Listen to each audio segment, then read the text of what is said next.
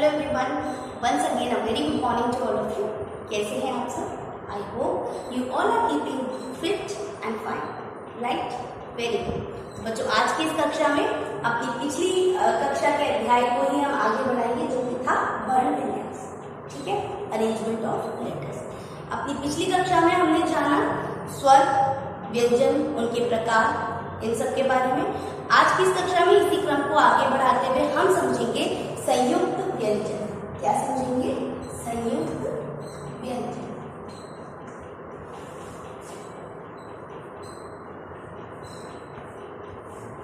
ठीक, क्या होते हैं संयुक्त व्यंजन? बच्चों, संयुक्त शब्द का अर्थ होता है जुड़ा हुआ या मिला। ठीक, क्या होता है? जुड़ा हुआ या मिला। ठीक, तो इसमें क्या होता है, जब दो भिन्न व्यंजन, जब दो अलग अलग व्यंजन मिलते हैं तो वो कहलाते हैं संयुक्त व्यंजन। ठीक है, हिंदी भाषा में हमारे पास 4 संयुक्त व्यंजन हैं। कितने हैं? 4। कौन कौन से? एक तो है क्ष, त्र, ज्ञम और श। ये 4 संयुक्त व्यंजन है हमारे पास। ठीक, ये तो हमने सुने ही है ना? क के लास्ट में दिया र, ल, व, श, श, च, त्र, ज्ञ और एक और ये श। ठीक, तो ये 4 हमारे क्या होते हैं? संयुक्त व्यंजन। अब जैसा कि मैंने कहा, संयुक्त व्यंजन क्या होते हैं? दो भिन्न व्यंजनों के मिलने से बनते हैं। ठीक है, तो कौन कौन से भिन्न व्यंजन मिले होंगे इसे बनाने में? देखते हैं। जो ये क्ष है, ये मिलके बनता है क और श। क और श। इसमें क जो है वो अरहित है, देखिए नीचे हलंत लगा हुआ। ठीक, इसी तरह त्र मिलके बनता है त और रस। त और रस। त्र जब हम बोल रहे हैं तो त और र दोनों की साउंड आती है ना। इसी तरह ज्ञ बनता है ज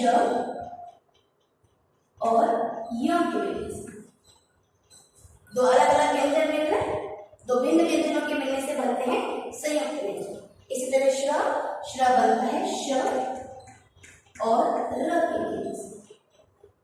ठीक, तो क्ष, त्र, ज्ञ और श, ये 4 हमारे पास होते हैं संयुक्त व्यंजन।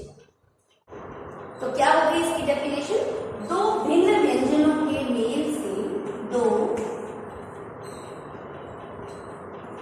भिन्न व्यंजनों के मेल यानी मिलना। ठीक है, मेल यानी मिलना। दो भिन्न व्यंजनों के मेल से बने व्यंजन संयुक्त व्यंजन कहलाते हैं। ठीक, संयुक्त व्यंजन कहलाते हैं। दो भिन्न व्यंजनों के मेल से बने व्यंजन संयुक्त व्यंजन कहलाते हैं। भिन्न यानी अलग, डिफरेंट। ठीक, हमने एग्जाम्पल देखे। हिंदी भाषा में हमारे पास ये 4 ही संयुक्त व्यंजन, क्ष, त्र, ज्ञ और श। जैसे बहुत सारे शब्द होते हैं, जैसे क्ष से क्षत्रिय, राइट, क्ष से क्षमा, क्ष से क्षम्य आदि। ठीक, इस तरीके से त्र से हमारे पास बहुत सारे शब्द होते हैं, त्रिशूल, त्रिकोण, त्रिलोक आदि। ठीक, फिर ज्ञ से बहुत सारे शब्द, जैसे ज्ञान, जैसे ज्ञानी, जैसे ज्ञानवान आदि। ठीक, इसी तरह श्र से श्रम, श्र से श्रमिक, श्र से श्रेय, श्र से श्रेष्ठ। ये है ना, ये तो हो गए इनके एग्जाम्पल। तो संयुक्त व्यंजन आगे आप सभी को समझ में आया होगा। दो भिन्न व्यंजनों के यानी दो अलग अलग व्यंजनों के मिलने से जो व्यंजन बनते हैं वो क्या कहलाते हैं? संयुक्त व्यंजन। हमारे पास हिंदी में चार ही है, क्ष, प्र, य और श। ये चारों क्या कहलाते हैं? संयुक्त व्यंजन। ये चारों क्या कहलाते हैं? संयुक्त व्यंजन। ठीक है, आगे बढ़ते हैं और समझते हैं द्वित्व व्यंजन। आइए जानते हैं द्वित्व व्यंजन। इसे द्वित्व व्यंजन।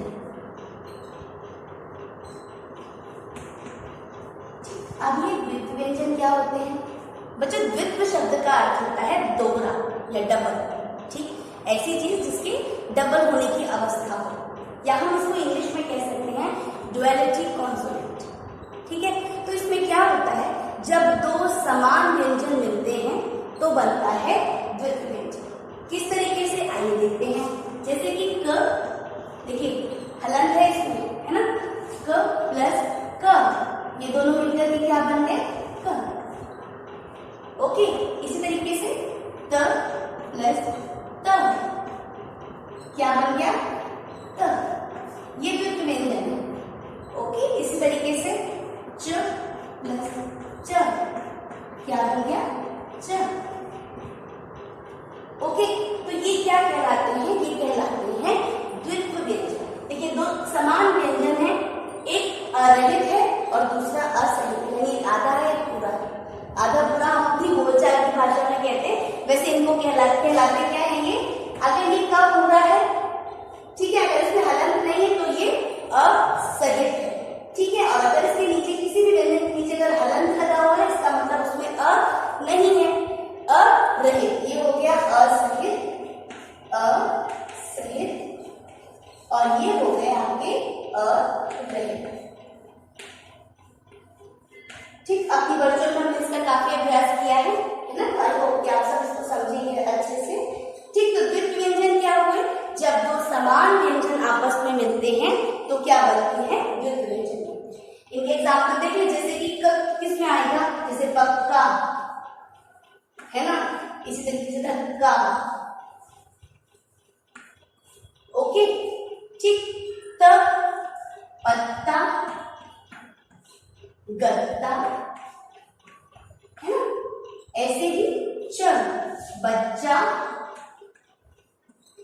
कच्चा। ये इनका प्रयोग हो गया, है ना। तो इसकी क्या डेफिनेशन बनी? इसकी परिभाषा बनी, दो समान व्यंजनों, इसको लिख देते हैं,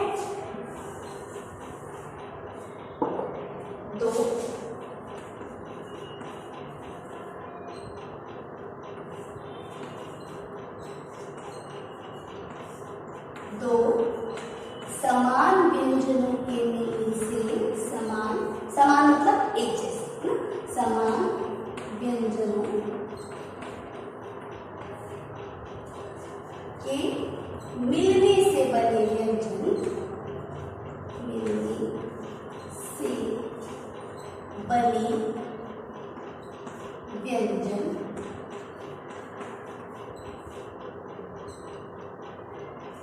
द्वित्व व्यंजन कहलाते हैं। ठीक है, द्वित्व व्यंजन कहलाते हैं। ठीक, तो क्या होता है? दो समान व्यंजनों के मिलने से बने हुए व्यंजन क्या कहलाते हैं? द्वित्व व्यंजन कहलाते हैं। जैसे कि क, ठीक, त, च, ये दोनों समझ में आ गए आपको, संयुक्त व्यंजन और द्वित्व व्यंजन। ओके, तो अब हम आगे बढ़ते हैं और समझते हैं संयुक्त अक्षर किन्हें कहते हैं। तो चलिए बच्चों, आइए जानते हैं संयुक्ताक्षर किसे कहते हैं। संयुक्ताक्षर,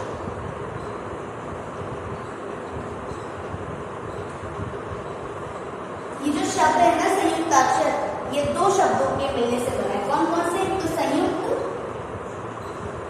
ठीक, और दूसरा अक्षर। ओके, जब आप बड़े हो जाएंगे, पढ़ेंगे संधि, तब आपको ये समझ में आएगा ये किस तरीके से जुड़ते हैं। ठीक है, तो ये दो अलग अलग शब्दों से मिलकर बना है संयुक्त और अक्षर। संयुक्त का मतलब अभी मैंने बताया, संयुक्त यानी जुड़ा हुआ या मिला।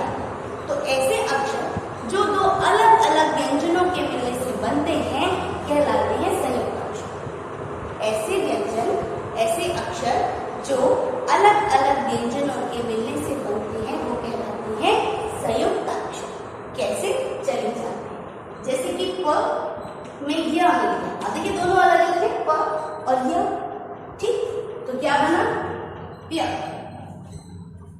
ठीक है।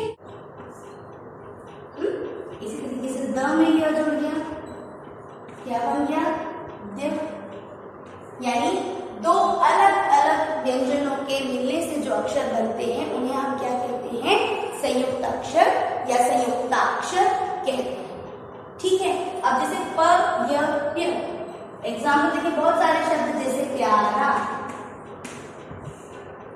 है ना। इसी तरीके से न में य जोड़ देंगे तो न्यारा हो जाएगा, न प्लस य क्या हो जाएगा, न्य, है ना। इससे भी बहुत सारे शब्द अभी देखते हैं। क में य जोड़ दिया, क्या, क्यारी, ठीक। इसी तरीके से द में य जोड़ दिया, क्या बन गया, द्य, है ना।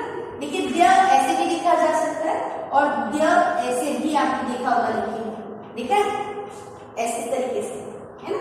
तो क्या बन जाएगा, विद्यालय, विद्यालय, या विद्यालय जो है वो इस तरीके से, जैसे मैंने कहा द्य हम ऐसे भी लिखते हैं, तो विद्यालय, विद्यालय। ओके।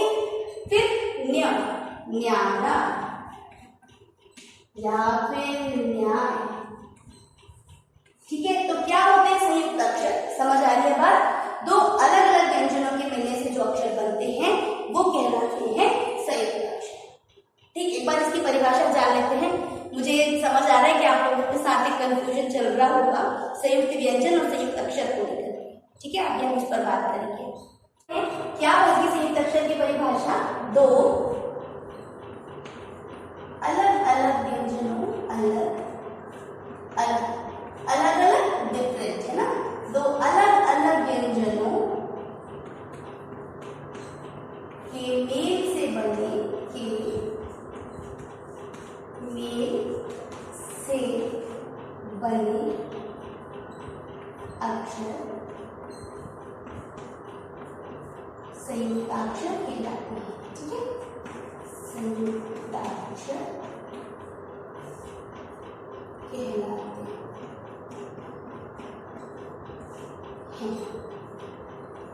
एग्जाम्पल्स आपके सामने है।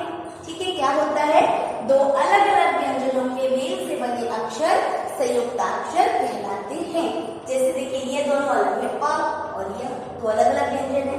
द्वित्व में क्या हो रहा था, दोनों समान व्यंजन थे। इसमें क्या है, दो डिफरेंट व्यंजन है, दो अलग अलग व्यंजन है, प य, क य, द य, न य। ठीक है, तो ये रहे इनसे बनने वाले शब्दों का प्रयोग। ओके, तो जब दो अलग अलग अक्षर, अलग अलग व्यंजन सभी आपस में मिलते हैं तो क्या बनता है, संयुक्त अक्षर बनता है। अब उस कंफ्यूजन की बात करते हैं। ठीक है, अब बात तो वही हुई, दो अलग अलग व्यंजनों के मिलने से संयुक्त व्यंजन बन रहे हैं, दो अलग अलग अक्षरों व्यंजनों के मिलने से संयुक्त अक्षर बन रहे हैं। तो फिर डिफरेंस क्या है, क्या अंतर है बच्चों। पहली चीज तो ये, संयुक्त व्यंजन हमारे पास चार ही होते हैं। कितने होते हैं, चार, क्ष, त्र, य और श। कौन कौन से, क्ष, त्र, य और श। ठीक, बस ये चार ही हैं जो कि संयुक्त व्यंजन कहे जाते हैं। अब एक चीज और देखिए क्या होता है, ये इसके एग्जाम्पल लिखे रहने देते हैं, संयुक्त व्यंजन वाले एग्जाम्पल सुनते हैं। क में श जुड़ा तो बना श। इसी तरीके से त में र जुड़ा तो बना त्र, ज में य जुड़ा तो बना य, और श में र जुड़ा तो बना श। यही चार है संयुक्त व्यंजन, अभी यही बताया और इसी तरीके से बनेंगे, है ना। अब ध्यान देने वाली बात है बच्चों, देखिए क्या हो रहा है, संयुक्त अक्षर में क्या है, ये चेंज नहीं हुआ, चेंज हुआ है नहीं हुआ, है ना। लेकिन इसमें क्या होता है, संयुक्त व्यंजन में दो डिफरेंट व्यंजन मिलकर के एक नया व्यंजन बना देते हैं, एक नया व्यंजन बन जाता है। क और श मिलके क्ष, देखिए उसको लिखने का तरीका ही अलग है। त और र को मिले तो त्र, तरीका अलग है लिखने का, है ना। तो क्या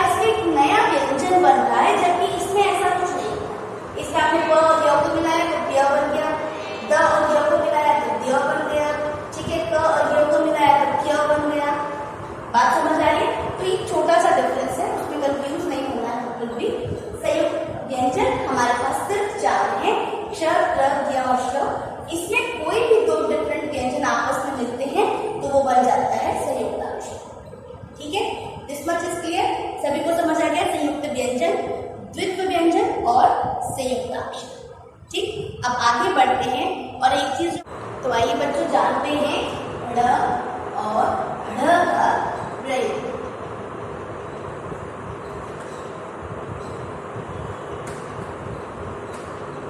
ठीक, वैसे तो क्या है, ये दोनों ही, ठीक, ये दोनों ही ड और ढ के जो है वो विकसित रूप, उन्हीं को विकसित कर दे। जैसे ये ड है, ये ढ है, ड के नीचे एक बिंदी लग गई ड, और इस तरह ढ के नीचे बिंदी लग गई ढ। ठीक है, इनका यूज कैसे होता है कि दोनों में डिफरेंस बिल्कुल नहीं है, सिर्फ एक बिंदी का आता है। ठीक है, लेकिन इनके प्रयोग में बहुत अंतर है, शब्द का जो अर्थ है वो बदल जाता है। कैसे, चलिए देख, जैसे कि एक शब्द है पढ़ना, देखिए इसमें एड़ा लगा हुआ है ना, और पढ़ना। ठीक, पढ़ना मतलब पढ़ा हुआ होना है ना, पढ़ना मतलब पढ़ने से इस तरीके से बड़ा, ये साइज से रिलेटेड हो गया, बड़ा साइज में बड़ा है ना, और बढ़ा मतलब बढ़ना, आगे बढ़ना, उस संबंध में इस्तेमाल होगा। ठीक है, हालांकि इनके उच्चारण में ज्यादा अंतर नहीं है, लेकिन इनके प्रयोग में काफी अंतर है। ठीक है, जैसे पढ़ना पढ़ना, बड़ा बढ़ा। ठीक है, तो इस तरीके से इनके प्रयोग में अंतर देखा जाता है। दूसरी चीज बच्चों, इनसे ड़ और ढ़ से, इसे कोई भी शब्द जो है वो शुरू नहीं होता, ये बीच में ही आएंगे, बीच में आएंगे या लास्ट में आएंगे, लेकिन इनसे कोई शब्द जो है वो शुरू नहीं होता। ओके, ध्यान से सोच के देखिएगा, कोई शब्द इनसे स्टार्ट नहीं होता है। ठीक, ओके, तो चलिए आगे बढ़ते हैं और कुछ अन्य वर्णों के बारे में जानते हैं। अन्य वर्ण कैसे, आइए देखेंगे। बच्चों हमने सुना अंग और अह जो है ना, अंग और अह। ठीक, हिंदी भाषा में हम इन दोनों वर्णों को अयोगवाह कहते हैं। ठीक, ये कुछ महत्वपूर्ण बिंदु हैं जो आपको पता होने चाहिए कि किसको क्या कहा जाता है, अयोगवाह।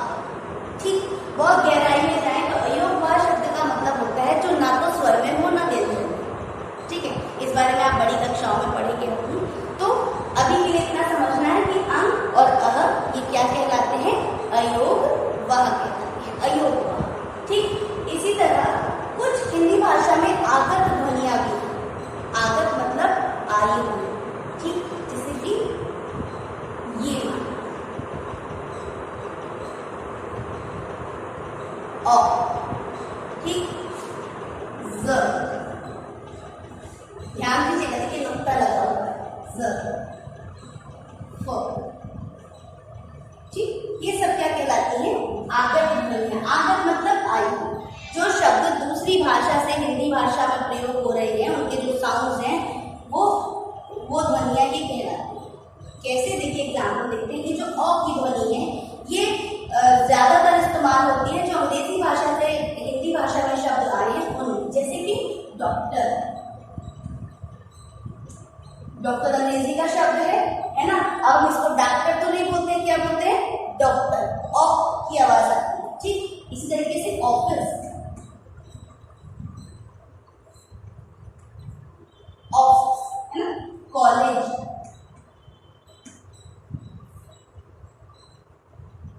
ठीक, तो औ एक आगत ध्वनि है जो अंग्रेजी भाषा के शब्द हिंदी भाषा में प्रयोग हो रहे हैं, ये उन्हीं में प्रयोग होती है, जैसे डॉक्टर, ऑफिस, कॉलेज। ठीक है, ऑफ है ना। आगे बढ़ते हैं, ज, देखिए ज के नीचे क्या है, नुक्ता लगा हुआ है। ज और फ, ये ज्यादातर जो नुक्ते वाले शब्द जो ध्वनियां होती हैं, ये उर्दू, अरबी, फारसी से जो ध्वनियां हिंदी भाषा में प्रयोग हो रही हैं, उन शब्दों में इसका प्रयोग किया जाता है। जैसे कि फ से हो गया फर्ज, जी, फर्ज नहीं बोलेंगे, फर्ज। इस तरीके से फरियाद, फरियाद है ना, फरमान।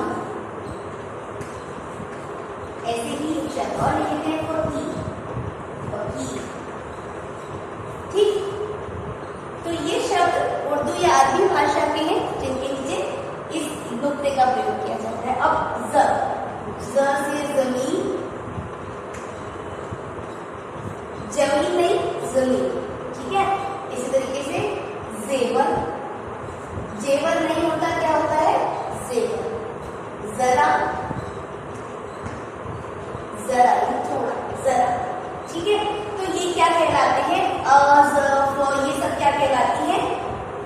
आगत ध्वनियां, आगत ध्वनि, ध्वनि यानी साउंड, ठीक है। ये क्या कहलाती है? आगत ध्वनियां। कौन कौन सी? अ, ज, फ, ठीक। इतना सभी को समझ में आया? एक चीज हो, ये देखिए, एक इस शब्द का मुझे वो याद आ रहा है। देखिए, जरा और जरा दोनों में बहुत अंतर है। जरा और जरा, जरा यानी थोड़ा है, और जरा को हिंदी में हम कहते हैं बुढ़ापा, बुढ़ापा, ठीक है। तो हर चीज की अपनी वैल्यू होती है। ये बताने का मतलब सिर्फ आपको इतना था कि ये अगर ये नुक्ता है, अगर ये व के नीचे नुक्ता है, ये सारी चीजें, इनका प्रयोग हमें आना चाहिए। क्योंकि कई बार क्या होता है कि हम अर्थ का अनर्थ कर देते हैं, और कोई भी व्यक्ति जिसे ये चीजें पता होगी वो आपकी चीज को तुरंत पॉइंट कर देगा कि आपने ये चीज ऐसे लिखी। देखिए, जरा सिर्फ एक नुक्ते की बात है। जरा यानी थोड़ा, जरा यानी बुढ़ापा। हो गया अंतर दोनों में? तो आपको ये बताने का मतलब सिर्फ इतना है कि आप अपनी जो भी हम पढ़ रहे हैं, इससे कुछ भी जो है वो वेस्ट नहीं, खुद भी ऐसा नहीं कि इसमें टाइम वेस्ट हो रहा है, तो बहुत लेंदी है, ऐसा कुछ नहीं। हर चीज की अपनी वैल्यू है, और हर चीज को समझना बहुत जरूरी है, ठीक है। क्योंकि यही चीजें आगे जाकर विस्तृत रूप में आपके सामने होंगी, ठीक है। जब आपको छोटी छोटी चीजें पता होंगी तो आगे चलकर आपको कोई परेशानी नहीं होगी, ठीक है। तो आई होप कि ये समझ में आएगा। अंग और अ कहलाते हैं अयोग, अ, ज, फ, ये कहलाती है आगत ध्वनि, ठीक है। आगे बढ़ते हैं और जानते हैं र की मात्रा।